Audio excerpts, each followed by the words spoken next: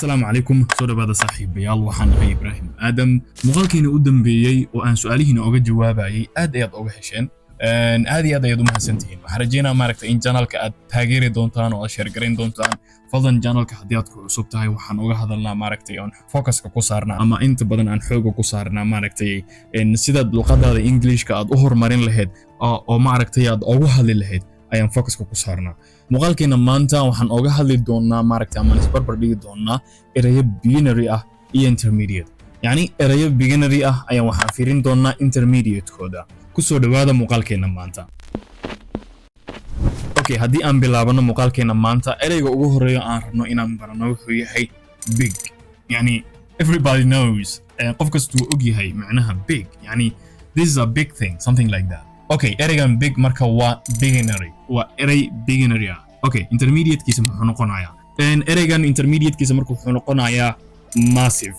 yani massive wax aad iyo aad u weyn something massive okay haddii aan example soo qaato midka beginneryga haddaan example u soo qaato the elephant is big the elephant is big yani maroodiga uu weyn yahay maroodiga uu weyn yahay haddii aan example soo qaato marka midkan intermediate ka haddaan example asagana ka sameeyno wuxuu noqonayaa the building was massive and hard to miss the building was massive the building was massive and hard to miss yani building wuxuu ahaa mid aad u weyn adkeyd in la misgareeyo ama la seego يعني قف building كوت المامي so وحاتري mansion اللي هذا buildings كأد كوابين so building كوت المامي هالكاسي تكتب فيري مركا واحد location أنا ما هيسد قولي جيبا تكتي مركا أديكو كشيء كينا يا أيوة حالي the building was massive and hard to miss يعني قولي هذا وين أتكيد إن لا سيجو أما لا قرب مرة كله أرجعنا لبعض وحنقونا يا small يعني كسر جيتك big small و beginnery intermediate كيس wuxuu noqonayaa intermediate كيس wuxuu noqonayaa tiny intermediate كيس wuxuu noqonayaa tiny يعني tiny thing tiny wax yar way macna waa very small okay haddii aan example soo qaado midka beginneryga my phone is small telefonkaygu uu yar yahay intermediate ka haddii aan example soo qaato asaga marka wuxuu noqonayaa she wore a tiny necklace around her neck يعني waxay wadatay ama qorteeda ay ku qabtay tiny necklace waxa waaye baashan katiinka qorta lagu xirto baalka qorta lagu xirto ayaa waxa loo yaqaanaa necklace okay tiny necklace she wore a tiny necklace around her neck katiinad yar ayay qorteeda ku qabtay haddii aan u gudubno eraygeena xiga wuxuu noqon doonaa smart يعني و beginnery و اري beginnery everybody knows that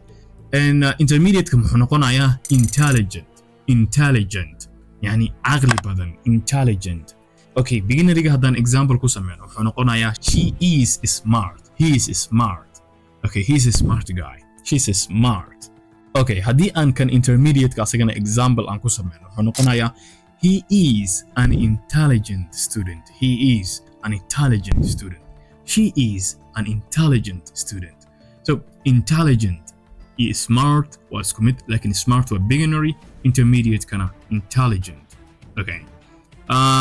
By the way, واستعمالي كرتا anytime smart. It's not just beginnery. Everybody can use advanced هانو استعمالي كرتا مركجو.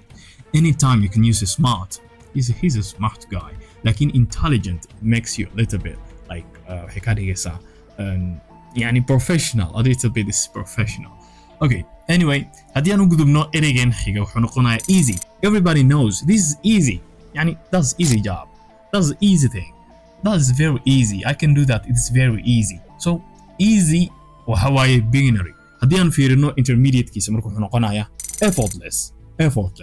يعني وارس كدري فيرين less ووحير effort يعني وددال. Okay, effortless مركو حنقولنا effortless وحنا ددال بدن لوجو بحنين. waxaadan dadaal badan ku bixinin marka waxay noqonayaan effortless waxaan yani wax easy ah is very easy okay haddii aan example soo qaato kan beginneryga wuxuu noqonayaa that test was easy yani exam oo kala gashay ama test oo kala ka qaaday so waxa leedahay that test was easy that exam was easy yani examkaas ku fududaa okay haddii aan fiirino marka intermediate ka waxay noqonaysaa if you practice your English every day you can speak English effortless يعني Englishka waxaad ku hadli kartaa si dhib yar ayaad uga hadli kartaa haddii aad maalin kasta practice samayso. If you practice your English every day, you can speak English effortlessly. يعني you can speak English effortlessly. يعني English waxaad uga hadli kartaa si dhib yar ayaad uga hadli kartaa luqadda Englishka haddii maalin kasto aad maaragtay practice samayso. haddii aan u gudubno ereygeena ugu dambeeyo aan rabo maanta inaan idinla wadaago wuxuu noqonayaa hard. Hard يعني everybody knows hard is very something hard is very hard يعني wax adeeg waay ma fahantay waxa marka intermediate kiisa noqonayo challenging okay challenging something challenging this is a challenging hard challenging something like that okay haddii aan beginneriga u sameeyo example waxay noqonaysaa the question was hard that question was hard or his questions was hard su'aalihiisa way adkaayeen ama the question was hard su'aasha way adkayd something like that beginneriga marka waxay noqonaysaa hard intermediate-ka marka haddii aan soo qaato waxay noqonaysaa climbing the mountain was challenging yani in buurta aan korno ama aan climb garayno climb waxa waaye inaad wax korto hasku qaldinaya climb iyo climb waxa weeye markaad meel korayso claimna waa wax markaad qaadanayso collecting something is claim okay so climbing the mountain was challenging يعني buurta koritaankeeda misana markii aan buurta korayna waxay ahayd something hard it was challenging يعني way caqabad badneed wax caqabad badan oo adag ayay ahayd so challenging is like intermediate or hard intermediate keeda ay waxaad u isticmaali kartaa challenging okay ereyada marka aan maanta soo qaadanay waxay ahaayeen big oo beginnery ah iyo massive oo intermediate ah small oo beginnery ah tiny oo maaragtay intermediate ah smart oo beginnery ah iyo intelligent oo intermediate ah easy oo beginnery ah effortless oo intermediate ah hard oo beginnery ah challenging oo intermediate ah so is a very easy waa shan erey kastana intermediate kiisana sidaas waaye so maanta wixii ka dambeeyo intaasba waa isticmaali kartaa haddii aad hore u taqaanay big small smart easy hard haddana waxaa baran kartaa massive tiny intelligent effortless challenging ayagana waxaa laga yaabaa inaad hore u taqaanid but waxaa laga yaabaa inaad siyaabo kale u isticmaali jirtay maybe so waxaan rajaynayaa maaragtay inaad wax uun ka faa'iideen ereyadaasi haddii ay kugu cusbaayeen iyo haddii aad hore u taqaaniba and guys fadlan ku dadaala maaragtay inaad practice badan samaysaan practice makes you perfect so guys practice badan sameeya waxaan rajaynayaa maaragtay inaad isbeddel badan samayn doontaan luqadiina aad horumarin doontaan